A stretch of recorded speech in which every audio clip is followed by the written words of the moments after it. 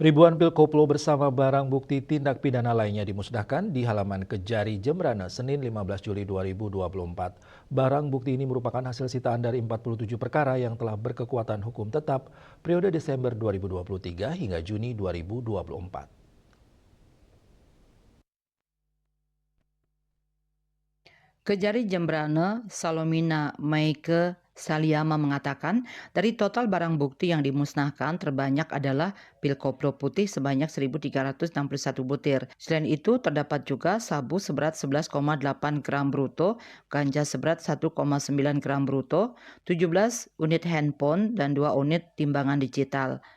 Kasus narkotika khususnya pil koplo dan sabu-sabu masih menjadi kasus yang paling banyak ditangani di Jembrane.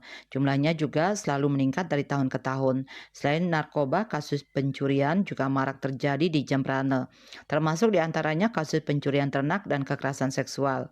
Pemusnahan barang bukti ini diharapkan dapat memberikan efek jera bagi para pelaku tindak pidana dan menjadi komitmen Kejari Jembrane dalam penegakan hukum.